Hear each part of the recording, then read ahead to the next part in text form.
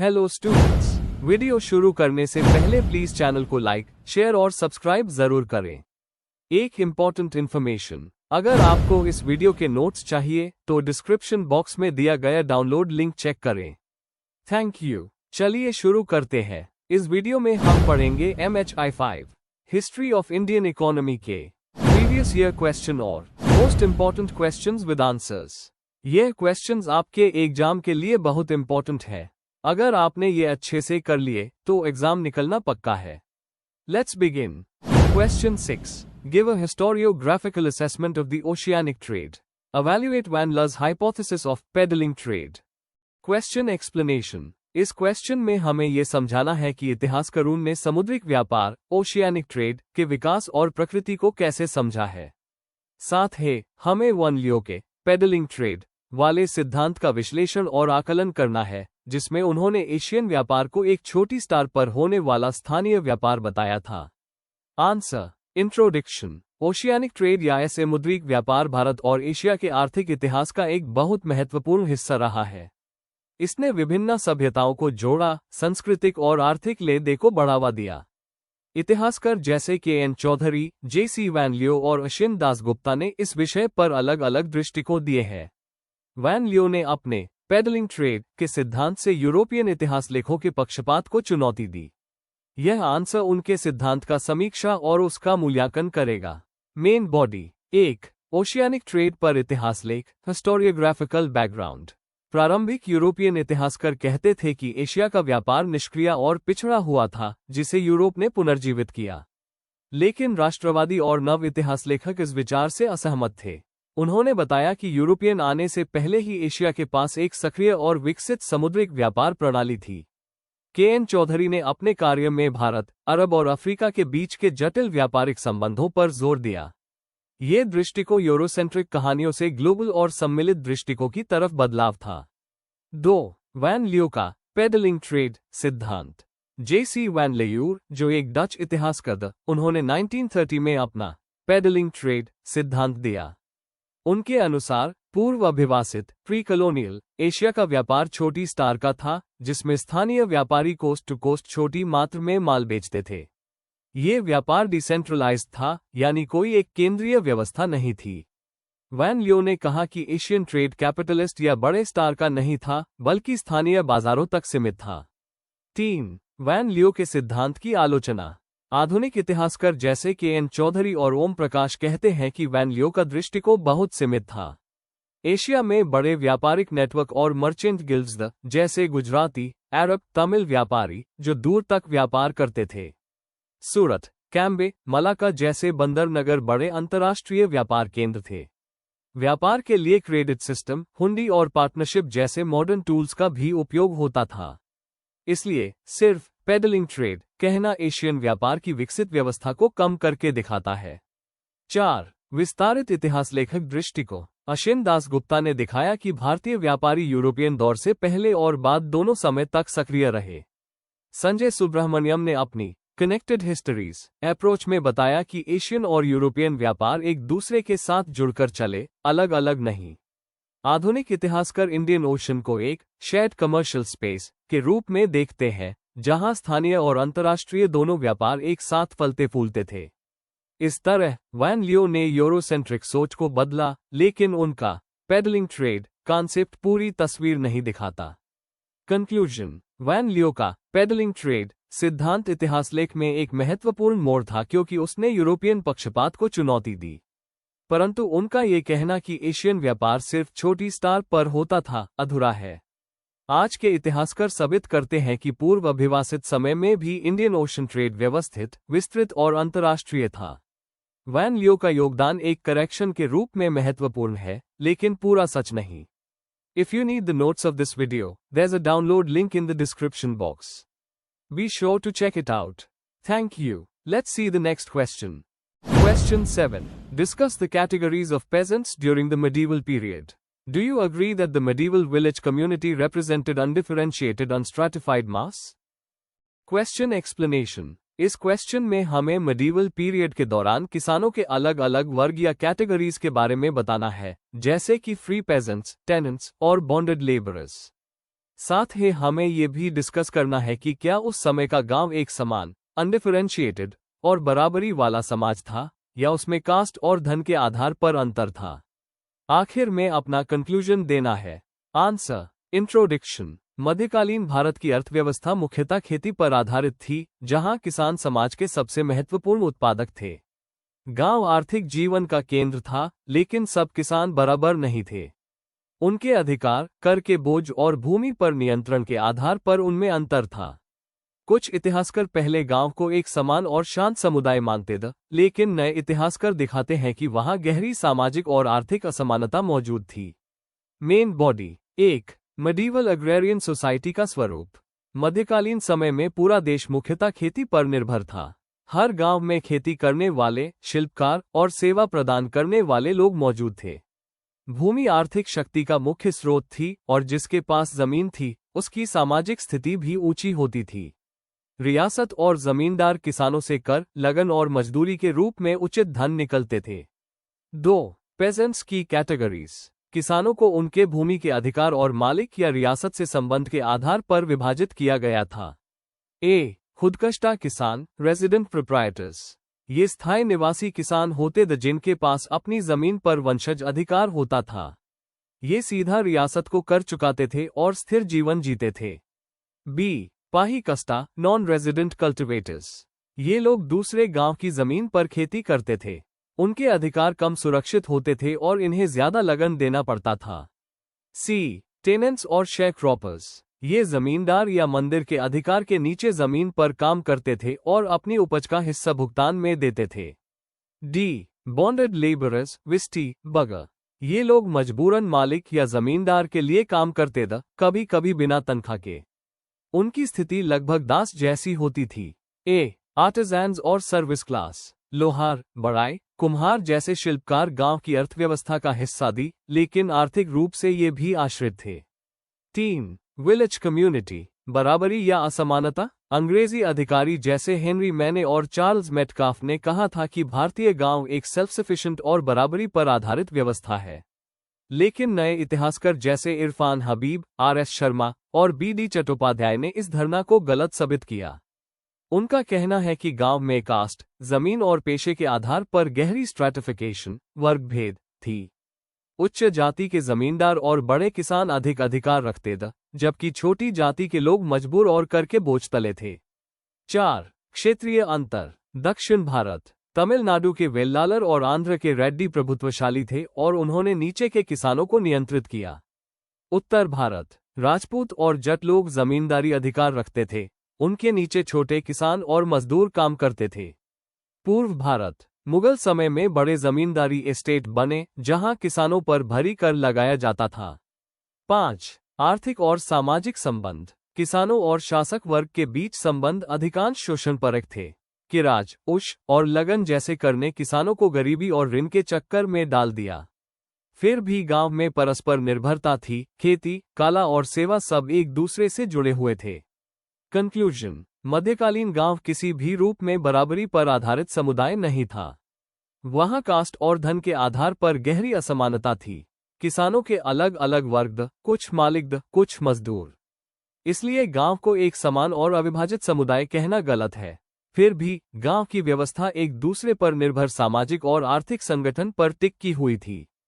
If you need the notes of this video, there's a download link in the description box. Be sure to check it out. Thank you. Let's see the next question. Question 8. Analyze the impact of colonial interventions on tribal economy. Was the tribal rebellion and conflict a result of this intervention? Question explanation. इस question में हमें समझाना है कि British हुकूमत के आने के बाद उनके कानून और नीतियों ने ट्राइबल अर्थव्यवस्था को कैसे बदल दिया। साथ ही ये भी बताना है कि क्या जनजातियों के विद्रोह और संघर्ष इन्हीं बदलावों का नतीजा थे। आंसर। इंट्रोडक्शन। ब्रिटिश रूल से पहले ट्राइबल्स अपनी जंगल और जमीन पर निर्भर एक स्वावलंबी जिंदगी जीते थे। उनका जीवन खेती, शिकार और झूम कल्टीवेशन पर आधारित था। पर जब ब्रिटिश आए, उन्होंने नए land revenue system, forest laws और मार्केट इकोनॉमी के जरिए इनके जीवन में हस्तक्षेप किया। इन नीतियों ने ट्राइबल समाज की पुरानी अर्थव्यवस्था को तोड़ा और उन्हें आर्थिक, सामाजिक और सांस्कृतिक रूप से कमजोर बनाया। इसी शोषण के खिलाफ ट्राइबल्स ने कई बड़े विद्रोह किए। Main body. 1. ब्रिटिश रूल से पहले की ट्राइबल अर्थव्यवस्था। ट्राइबल्स जंगल और पहाड़ी इलाकों में रहते थे और अपनी जमीन पर खेती, शिकार और गैदरिंग से जीविका चलते थे। इनके समाज में कलेक्टिव लैंड ओनरशिप होती थी, जहां जमीन सबकी थी, किसी व्यक्ति की नहीं। व्यापार बाटर सिस्टम पर आधारित था और पैसा या बाजार इनकी जिंदगी का हिस्सा नहीं था। संथाल, मुंडा, ओराओन, गोंड जैसे जनजाति समुदाय अपनी कम्युनिटी के नियमों के हिसाब से संसाधन का वितरण करते थे। 2. लैंड रेवेन्यू सिस्टम और ट्राइबल जमीन का खात्मा। ब्रिटिश ने परमानेंट सेटलमेंट, रायतवारी और महलवारी सिस्टम लागू किया, जिससे कम्युनल लैंड ओनरशिप खत्म हो गई। जमीन पर आप जमींदार, महाजन और व्यापारी का कब्जा हो गया और ट्राइबल्स अपनी जमीन से बेघर होने लगे। बहुत सारे ट्राइबल्स को मजदूरी और माइनिंग या प्लांटेशन के काम में धकेला गया। संथाल परगना इसका सबसे बड़ा उदाहरण है, जहां बाहर के लोगों ने जमीन ले ली और ट्राइबल्स कर्जदार हो गए। 3. फॉरेस्ट लॉज और रोजगार का खतरा। ब्रिटिश ने इंडियन फॉरेस्ट एक्ट 1865, 1878 और 1927 के जरिए बड़े जंगल अपने कब्जे में ले लिए। ट्राइबल्स को झूम खेती, शिकार और जंगल के उपयोग से रोक दिया गया। ब्रिटिश सिर्फ कमर्शियल टिम्बर पर ध्यान देते थे, जिससे लोकल लोगों की रोजी रोटी छीन गई। इससे भूख, गरीबी और गुस्सा बढ़ा और कोल और गोंड जैसे समुदायों ने इन कानून के खिलाफ संघर्ष किया। 4. मार्केट इकोनॉमी और शोषण का जाल। ब्रिटिश ने एग्रीकल्चर को कमर्शियल बना दिया, जिससे ट्राइबल्स मार्केट सिस्टम में घुस गए। महाजनों ने उन्हें उच्च ब्याज पर कर्ज दिया और उनकी जमीन जब्त कर ली। कैश क्रॉप और टैक्स के नतीजे में पुराना सामाजिक संतुलन बिगड़ गया। इस प्रकार ट्राइबल्स अपनी पारंपरिक अर्थव्यवस्था से अलग हो गए और बाजार के दायरे में फंस गए। 5. ट्राइबल विद्रोह प्रतिक्रिया शोषण के खिलाफ। आर्थिक और सामाजिक अत्याचार के खिलाफ ट्राइबल्स ने कई बड़े संघर्ष किए, जैसे संथाल रिबेलियन 1855-56, मुंडा उलगोलान 1899-1900, कोल रिबेलियन 1831-32 और भील रिवोल्ट्स। ये आंदोलन केवल हिंसा नहीं थे, बल्कि अपनी जमीन, सम्मान और आज़ादी के लिए लड़ाई थे। बिरसा मुंडा जैसे नेता ने एक नए, न्यायपरक और आज़ाद ट्राइबल समाज का सपना देखा। कंक्लूजन। ब्रिटिश हुकूमत के आने से ट्राइबल अर्थव्यवस्था बिल्कुल बदल गई। उन्होंने नए कानून और मार्केट के माध्यम से ट्राइबल्स की जमीन, जंगल और रोजगार सब छीन लिया। इन्हीं बदलावों के कारण ट्राइबल्स ने विद्रोह किया। ये उनके जीवन, संस्कृति और आज़ादी के लिए संघर्ष था। If you need the notes of this video, there's a download link in the description box. Be sure to check it out. Thank you. Let's see the next question. Question 9. Examine the impact of Swadeshi movement on the development of science and technology in India. Question explanation. इस question में हमें ये समझाना है कि स्वदेशी आंदोलन 1905 के बाद ने भारत में विज्ञान और तकनीकी विकास पर क्या असर डाला। हमें बताना है कि कैसे इस आंदोलन ने देश के अपने इंडस्ट्रीज, रिसर्च इंस्टीट्यूशंस और साइंटिफिक सोच को बढ़ावा दिया। आंसर। इंट्रोडक्शन। स्वदेशी आंदोलन 1905 में बंगाल के विभाजन के विरोध में शुरू हुआ था। ये सिर्फ राजनीतिक आंदोलन नहीं था, बल्कि एक आर्थिक और मानसिक जागरण भी था। स्वदेशी का मतलब है अपने देश का, जिसका उद्देश्य था विदेशी माल का त्याग और देसी उत्पादों का समर्थन। इस आंदोलन ने भारत में विज्ञान और तकनीकी विकास की सोच को जगाया और अपने बल पर उद्योग और शिक्षा के क्षेत्र में प्रगति की। Main body. 1. वैज्ञानिक राष्ट्रवाद का विकास। स्वदेशी आंदोलन ने लोगों में ये विश्वास जगाया कि विज्ञान और तकनीकी ज्ञान ही देश की प्रगति का मूल है। रविंद्रनाथ टैगोर, अरबिंदो घोष और दादाभाई नौरोजी जैसे विचारकों ने कहा कि राष्ट्रीय शक्ति के लिए विज्ञान का उपयोग जरूरी है। इस दौरान कई टेक्निकल इंस्टीट्यूशंस शुरू हुए जहां युवाओं को इंजीनियरिंग और इंडस्ट्रियल शिक्षा दी गई। इससे एक नया राष्ट्रीय आत्मविश्वास पैदा हुआ कि भारत अपने दम पर वैज्ञानिक तरक्की कर सकता है। 2. स्वदेशी उद्योगों का उदय। स्वदेशी आंदोलन ने देसी इंडस्ट्रीज की स्थापना को बढ़ावा दिया। Tata iron and steel company TISCO 1907 में जमशेदजी टाटा ने शुरू की, जो देश की अपनी लोहा उद्योग की पहली सफल कोशिश थी। इसी दौरान Bengal chemical and pharmaceutical works, Acharya PC रे, लक्ष्मी कॉटन मिल्स और कलकत्ता मैच फैक्ट्री जैसे उद्योग भी शुरू हुए। ये सब विदेशी माल का विकल्प प्रदान करते थे और देश को आर्थिक स्वराज की दिशा में ले जा रहे थे। 3. विज्ञान और तकनीकी शिक्षा का विस्तार। स्वदेशी युग में देश में साइंस और टेक्निकल एजुकेशन पर जोर दिया गया। Indian institute of science (IIS) Bangalore 1909 JN Tata के प्रयास से बना, जो देश का एक महान टेक्निकल संस्थान बना। बंगाल टेक्निकल इंस्टीट्यूट 1906 ने युवाओं को मैकेनिकल और एप्लाइड साइंस की ट्रेनिंग दी। आचार्य PC रे और JC बोस जैसे वैज्ञानिक भारतीय विजय के प्रेरणा स्रोत बने। 4. तकनीकी स्वायत्तता और नवाचार आंदोलन ने देसी संसाधनों और परंपराओं के उपयोग से नए तकनीकी प्रयोगों को बढ़ावा दिया। हैंडलूम, डाइज और केमिकल जैसे छोटे उद्योगों में नवाचार हुआ। ये आंदोलन पारंपरिक कला और आधुनिक तकनीक के बीच एक पुल का काम करता था। तकनीकी स्वतंत्रता को राष्ट्रीय गौरव से जोड़ा गया, ये सोच स्वदेशी का मूल संदेश थी। 5. लंबी अवधि का प्रभाव स्वदेशी ने आगे चलकर CSIR और DRDO जैसे संस्थानों के लिए भूमिका तैयार की। इसने लोगों में साइंटिफिक सोच और देश के प्रति जिम्मेदारी का भाव जगाया। इस दौरान शुरू हुआ इंडस्ट्रियल विकास भारत के आधुनिक आर्थिक और तकनीकी युग की नींव बना। स्वदेशी ने राष्ट्रवाद और विज्ञान को एक साथ लाकर देश के विकास का मार्ग प्रदर्शित किया। कंक्लूजन: स्वदेशी आंदोलन ने भारत में विज्ञान और तकनीकी पुनर्जागरण की नींव राखी। इसने लोगों को अपने बल पर उद्योग, रिसर्च और शिक्षा के क्षेत्र में आगे बढ़ने के लिए प्रेरित किया। ये आंदोलन सिर्फ ब्रिटिश विरोध नहीं, बल्कि अपनी पहचान और तकनीकी स्वराज का प्रतीक था। आज का आत्मनिर्भर भारत भी उसी सोच का आधुनिक रूप है। If you need the notes of this video, there's a download link in the description box. Be sure to check it out. Thank you. Let's see the next question. Question 10. Write short notes on any two of the following in about 250 words each. A. Commercialization of agriculture. B. Post-1813 colonial trade. C. Banking and bills of exchange, Hundir. D. Early census. Question explanation. इस question में हमें दिए गए 4 topics में से किसी 2 पर detail में लिखना है। हर टॉपिक पर 250 शब्दों के आसपास लिखना है, मतलब हमें उनका मीनिंग, बैकग्राउंड और इम्पैक्ट समझाना है। यहाँ हम लिखेंगे कमर्शलाइजेशन ऑफ एग्रीकल्चर और पोस्ट 1813 कॉलोनियल ट्रेड पर। Answer: introduction. 19th सेंचुरी में ब्रिटिश कॉलोनियल रूल के दौरान भारत की अर्थव्यवस्था में बहुत बड़े बदलाव आए। खेती और व्यापार दोनों ही ब्रिटिश इंडस्ट्रियल नीड्स के हिसाब से बदले।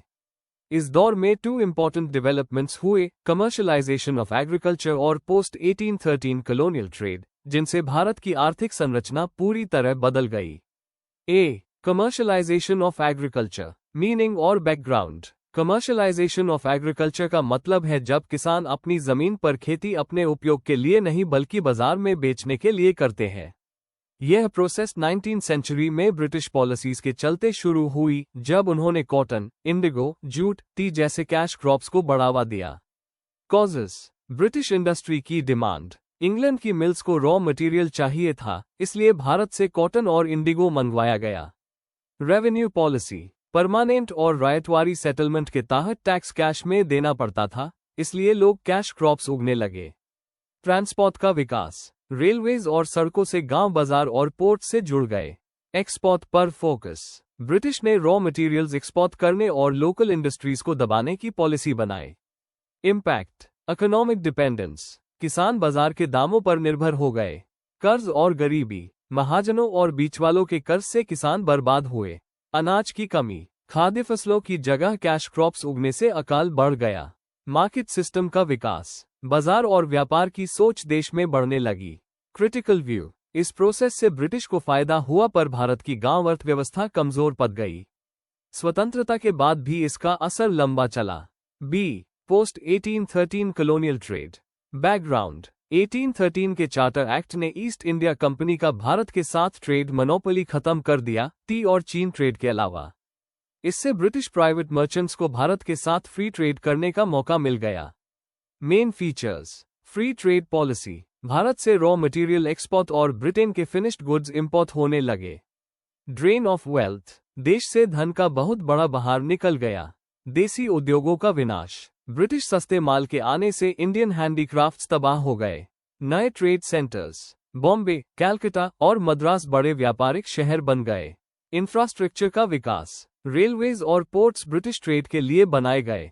Consequences: colonial dependence, Bharat raw material supplier और ब्रिटिश माल खरीदने वाला देश बन गया।